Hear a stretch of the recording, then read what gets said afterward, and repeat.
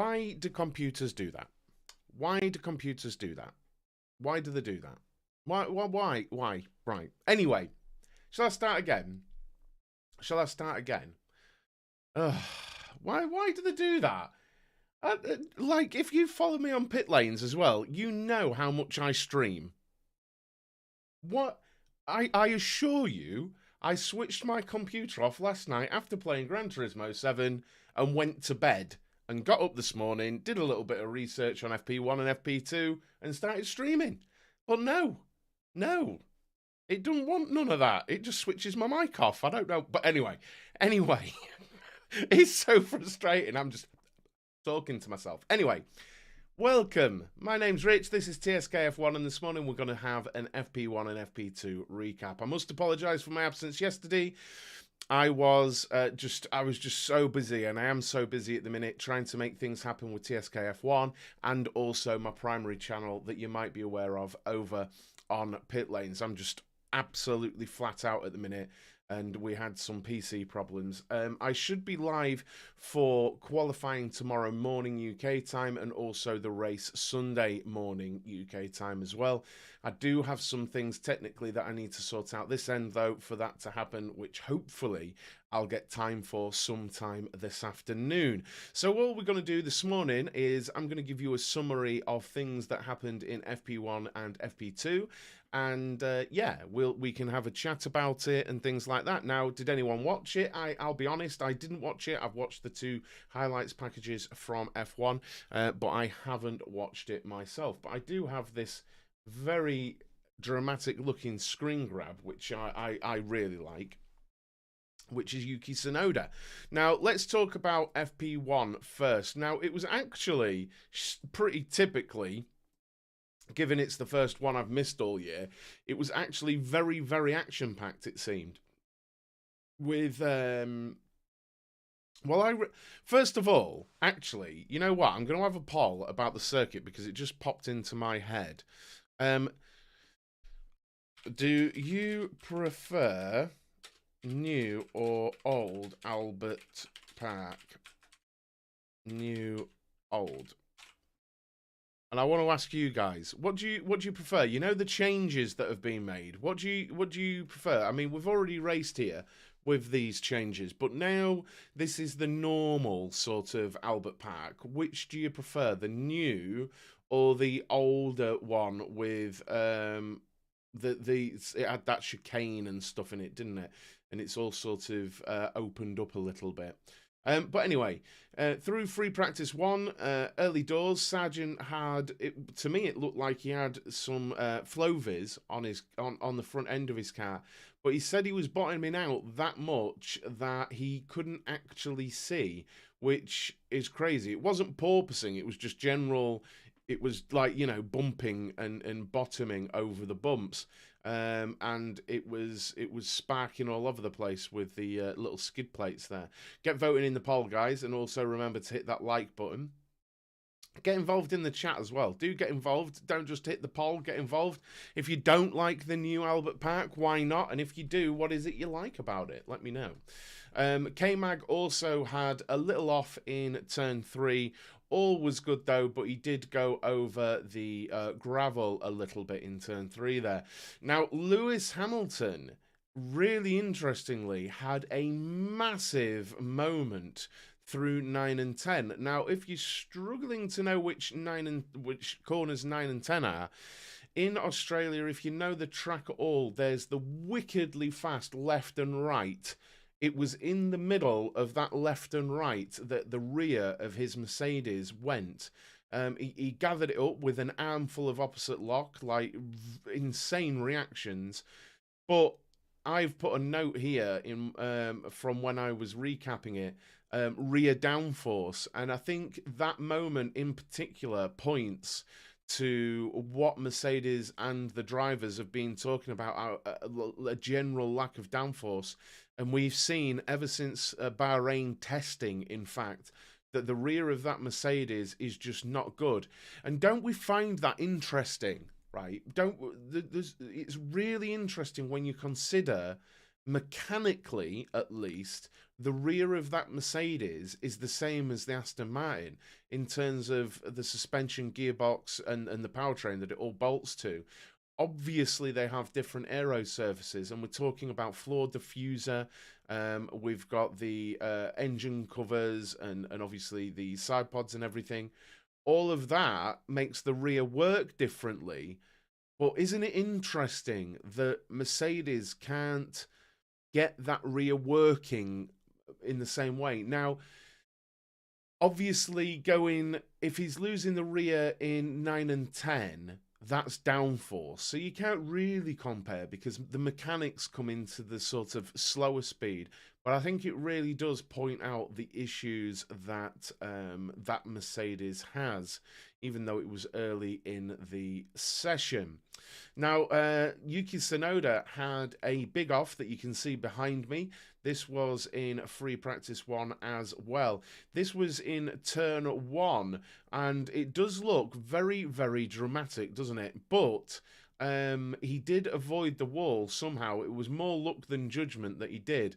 And what happened was he seemed to lock the front, and as he locked the front, he lost the rear as well. And it just looked like a massive amount of imbalance.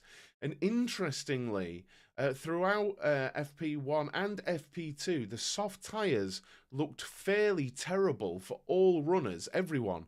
Nobody, name them, nobody was finding grip on those soft tyres. They really were not working for anyone, be that a Red Bull or a Mercedes or a McLaren or anything like that. It just wasn't a good thing for any of them. So Yuki Tsunoda having a big moment there, but most importantly for him, that actually, most importantly for him, that is a flaw which is basically ruined. You could see bits of carbon fiber flying off it, and apparently that was an all-new floor for AlphaTauri. So the end fences, the actual floor, the diffuser, all brand new for AlphaTauri to try and catch up. And Yuki Tsunoda's absolutely ruined it in free practice 1 fairly early on. And then K-Mag went wide at turn 10, which is the exit of that fast left-right. But he very sensibly sort of straight-lined it as he went wide. He ran wide of the curb and then a little bit over the grass, but he was all good. But it's super, super fast there, so it's scary. Max had a big spin on the exit of turn 4. And I think I call it the car park area. I think they've got some like cricket grounds down that way. I could be wrong. But, you know, you've got turn 1 and 2 down the straight, turn 3, that right-hander, and then that left-hander that's in the middle of all that asphalt there. And he went up on the exit curb there, and he just spun, but completely spun. Like, just timed out. Can't be asked with that this morning. Sorry, cannot be asked with that this morning. Cannot be asked with that this morning. And he spun on the exit turn 4. That was the first spin from the Red Bull this season. And we're going to talk about this a little bit later as well. But it was a big old spin. And it was as he applied the throttle, but it was up on the curb and things like that. Typical practice spin. Didn't look anything crazy. Now, for Williams fans, Logan Sargent's Williams shut off towards the end of the session. I think it was down at turn 3. Well, coming down towards turn 3 down that straight, it just cut out. You heard it.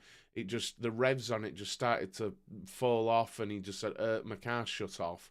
And then on the exit of turn 3, pulled over to the inside.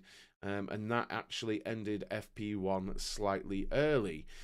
So the order for FP1 was Max, Lewis, Checo, Alonso, and Leclerc making up your top 5.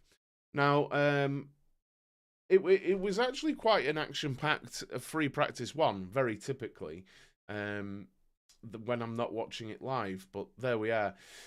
Free practice 2 was a dry to wet session, actually. And one thing I've noted here, that Max Verstappen was struggling really, really badly with a snappy rear of his car. Now, this is a general thought as well, from what I've seen in Australia so far, is like we see with the Tsunoda picture behind me. A lot of cars were struggling with the rear on entry. We saw Perez run wide, I think it was turn 3 also. As he was entering it, the rear just started to go on him, and he was putting on some opposite lock, and he ran a little bit wide. And we saw quite a few drivers doing this on the braking into corners. It's just an interesting thing that particularly in Australia, drivers seem to be struggling with that. It's like multiple teams can't get the brake balance right, the brake-by-wire and the regen at the rear. And then it started to rain, and Lando run through the gravel in T1 while he was still on slicks, and it had started raining. No damage done, I don't think. Maybe a little bit of floor damage, potentially, but that's just me saying maybe because he ran over the gravel quite quickly, but he didn't like bounce up in the air like we see Tsunoda or anything like that doing. Good morning, John. How you doing? And Stroll actually on entry to turn 9 brushed the wall. Now, you know what? You've got the wall. He was maximising his entry and literally sort of kissed the wall as he turned into the corner. Both front and rear tyres. As he entered, he seemed to brush the wall anyway. And now, as a funny thing, Ferrari did something very Ferrari. What I'm gonna throw this out to chat, and I want you guys to respond. What do you think Ferrari did when it was pouring down with rain? I really want you guys to answer. What do you think Ferrari did when it was pouring with rain in Melbourne? What do you think they did? What do you think they did? What do you think Ferrari did when it was absolutely pelting down with rain? I'm just going to take a little sip of me peppermint tea here, see if anyone responds. Indeed, they put slicks on. So Ferrari, what they did was they went, what's this? And then, whoa, I don't know. I don't know what this is. What is this? And then put on slick tyres. These tyres, they don't work. Like, what? What are you? And then Charles Leclerc says there's no point being out like this. I cannot believe what. So I can't fathom. Yeah, the snow chains will be when it's boiling. Yeah, it'll be when it's boiling. That's when they'll put the snow chains on. But what they did was they put a brand new set of slick tyres on Charles Leclerc's Ferrari when it was pouring with rain.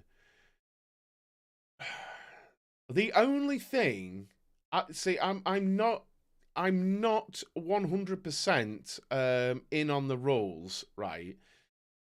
The only thing that I've thought that they might have done that for is so that they can use that as one of the sets they give away. Because but I don't know the rules on that, and I don't know how many. Sainz was out on softs as well. Jeez. Oh God, both cars. Now I did wonder whether this was them giving away 2 sets of tyres because they've used them, but I don't know the rules on what tyres they have to give away. If anyone in chat can tell me that, if that's a possibility, does that make sense? Do you guys know about that? That they have to use, well, they basically give back sets of tyres at the end of practice sessions anyway. So I'm not sure whether that counts. I don't really know how to explain the rule either, but I know it's a thing. Um, yeah. If instead of giving back a set of mediums or hards, because the softs look rubbish, send them out on the softs, even in the rain, so that they're a set of tyres that you give back. I don't know. I actually don't know what the rule is on that, so that you get to keep a set of fresh mediums or whatever. I don't know. But it was just an idea that I had. And then I've literally put Ferrari do Ferrari and put a new set of softs on while it's raining. Ha ha. That's literally my note from when I was watching highlights. Stroll had a big moment out of 3 on Inters, and then he locked up later and went through the gravel there also. He's having trouble out of into and out of turn 3. Yeah, you offer a set of softs so you have a medium or yeah. This is the thing, Pascal. I wonder if that's what they were doing, gaming the rules a little bit, even though it looks like a Ferrari doing a Ferrari thing. But I don't know if that makes sense to you guys. And then the rundown there was Alonso, Leclerc, Max, Russell, and Sainz. But you can't really look too much into the result. Yeah, I already said about that, Pascal. Slow Sports News. Yeah, you can't read too much into the top 5 there. Because because it turned to wet, right? So you can't talk about the top 5 particularly, because I think it was from like the 40th minute.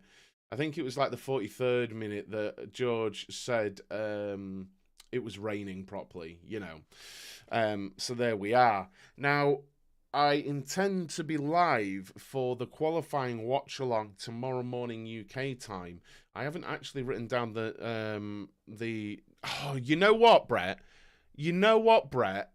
I tell you what. I was watching free practice 2. I'm not even kidding, and I thought, get the weather forecast, Rich. Someone's going to ask you the weather forecast, because if it's rained, then it's rained. And I didn't do it because I'm an idiot. Sunday is coming up as clear to me. Well, it's coming up as cloudy. Okay, so I've just looked at the Australian Government Bureau of Meteorology. Saturday, which is obviously qualifying. This is the actual forecast. Chance of rain on Saturday, 70%, but cloudy, medium chance of showers, easing to a slight chance in the afternoon, and mostly clearing by evening. Wind southwesterly. So there is a slight chance of rain in the afternoon, which I would imagine it's afternoon for the qualifying, right? I don't actually know local time, what time qualifying is happening. If you guys know, that'd be brilliant. But there's a 70% chance of rain throughout the day, basically. But yeah. Sunday, partly cloudy, slight chance of shower in the northwest suburbs, near 0 chance elsewhere. I don't know if the Melbourne track is anywhere near the northwest suburbs, so do your own research on that, sports fans. But chance of rain in Melbourne, 10% and slight. So it seems like for qualifying, there's a chance, but for the race, almost not happening. There is a 10% chance, but almost not happening on Sunday, it seems. So there you go. That's your weather forecast. Should add that to my race previews as well, shouldn't I? Where I'm doing weather forecasts, but I suppose they get less and less accurate. And there's nothing interesting. There's nothing interesting in the news at the moment. That oh, I am just seeing Alonso's had a swipe at Hamilton. If you'll give me a moment, if you will forgive me literally reading this as I'm live. Alonso's had a dig at Hamilton after Hamilton said the Red Bull car is the fastest car I've seen. Alonso says, I don't agree at all. Last week, I finished 20 seconds behind Checo and Max. He and Nico were a minute ahead in 2014 and 15. He's got a short memory. He's getting old. That's brilliant. That's brilliant. That's brilliant. I can't help it. I know I'm an Alonso fan. So, basically, Alonso's just saying that Hamilton's got a short memory and he's getting old if he thinks that Red Bull car's the fastest he's ever seen. But there we are. And chat saying Alfa Romeo with an updated front wing looks like the Ferrari nose. Well, there's a shock. And Checo said he thinks Red Bull will support him as much as Max. This weekend will be interesting because Max has made mistakes in both sessions so far, as has Checo. But Checo has never managed back-to-back victories in his career. This is a big weekend for Perez, I think. Because if he can manage that, that really is a signal, isn't it? Whether there's support there or not, I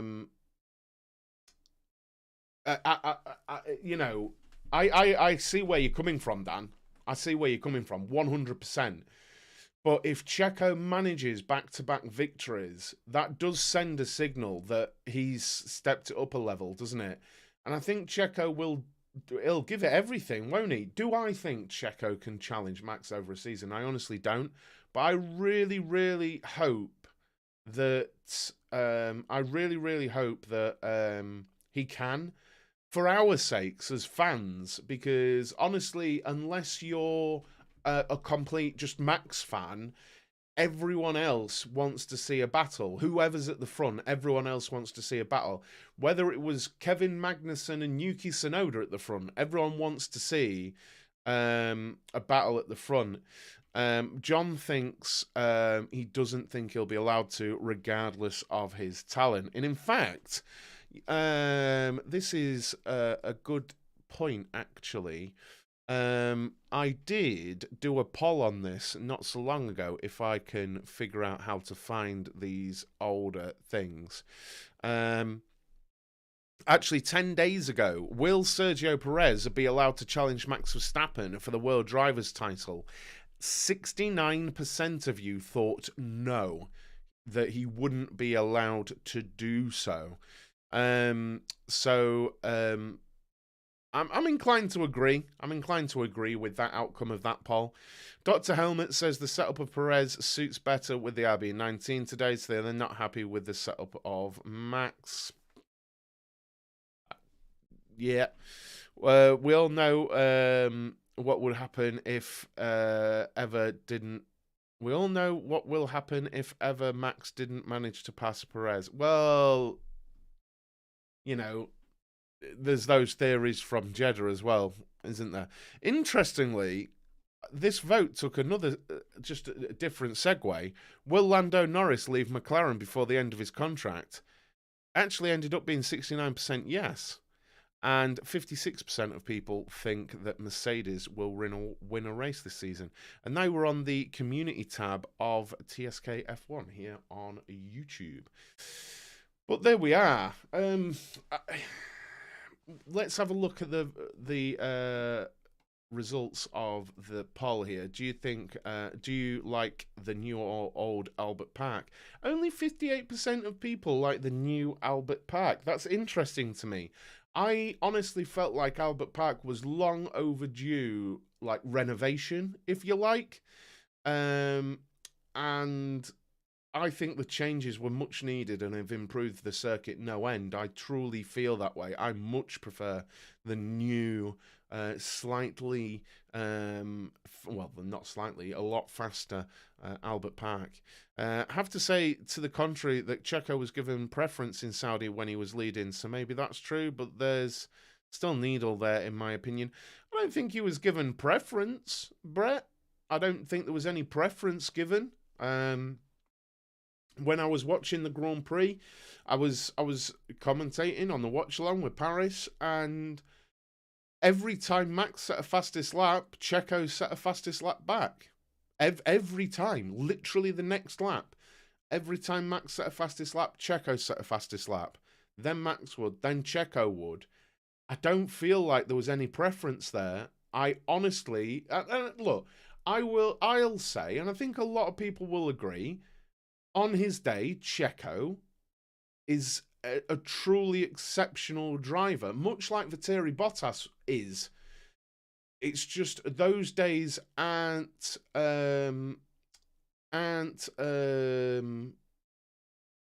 frequent enough, like they are with, say, a Lewis Hamilton or a Max Verstappen. I meant when Max was behind, they gave lap time targets. Honestly, I haven't thought that deeply into it, but there was no preference. There was no from my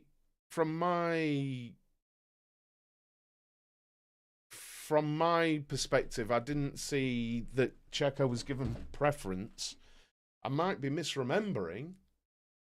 But at the time, it just looked like Checo was reacting brilliantly to Max's pace. Like when I was watching it, could be wrong, and it's a couple of weeks ago now, and I could be misremembering.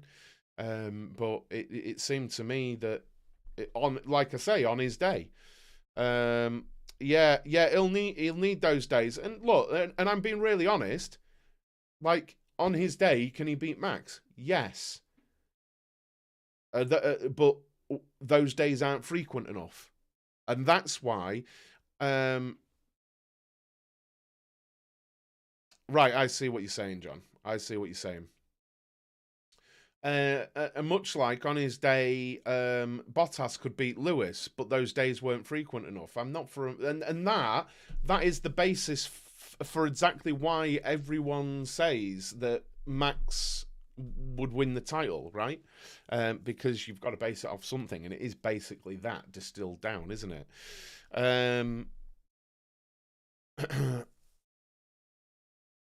Yeah, I only saw the reaction at the end, but there we are. There we are, guys. Now, I should be live in the morning. Like I say, I do genuinely have some technical bits and bobs. I've got a screen to refit up there so that I can bring you the watch-alongs. But I should be live for qualifying tomorrow morning, and I'll get all that scheduled so you can put it on Notify Me and everything like that, and you can join me for the qualifying tomorrow morning. And I'll also be here for the race watch along as well, all being well, guys. So please join me for those. If you are new to the stream, please do, or the channel, please do make sure you've hit that subscribe down below and like the stream, because it really, really helps. It does so much for the channel. I'm going to be live over on Twitch on my Pit Lanes channel, and I actually think I'm going to be playing some Gran Turismo 7 again this morning. So thank you very much for joining me, and I will see you tomorrow. Bye-bye.